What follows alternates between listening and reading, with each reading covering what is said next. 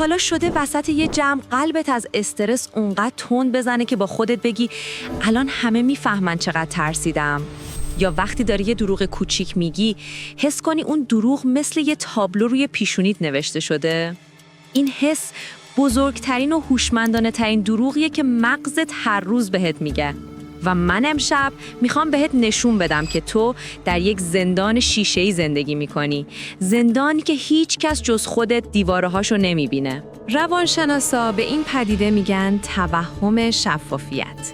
یه خطای شناختی خیلی رایجه که باعث میشه ما باور کنیم افکار و احساسات درونیمون برای آدمای دیگه کاملاً واضحه. انگار که ما از درون شیشه‌ای هستیم و بقیه میتونن راحت توی ما رو ببینن. این توهم ریشه تقریباً تمام اضطراب‌های اجتماعی ماست.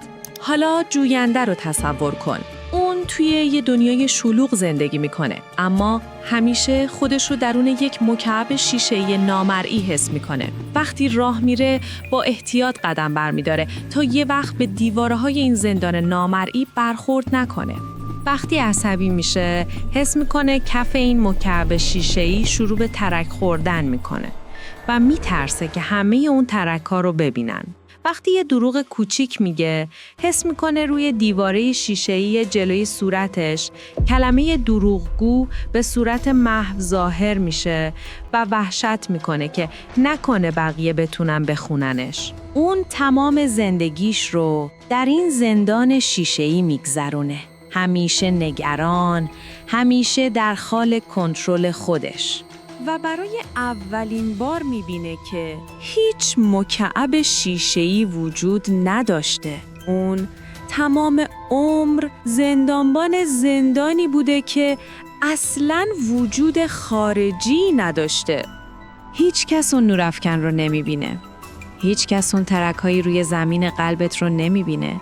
میدونی چرا؟ چون اونها هم سخت درگیر زندان شیشه‌ای خودشون هستن. اونها هم نگرانن که تو افکار اونها رو بخونی. این یه بازی بی‌نهایت از آینه هاست. همه ما ارواحی هستیم که در قصرهای شیشه‌ای نامرئی خودمون زندگی می‌کنیم و از ترس قضاوت ارواح دیگه هیچ وقت واقعاً به هم نزدیک نمیشیم. اون زندان واقعی نیست. اون نورافکن خاموشه. دفعه بعدی که حس کردی همه دارن درونت رو می‌بینن، این راز تاریک رو به یاد بیار. تو برای بقیه به اندازه خودت شفاف نیستی. حالا از زندانت بیا بیرون. هیچ کس متوجه نمیشه، چون هیچ وقت زندانی در کار نبوده.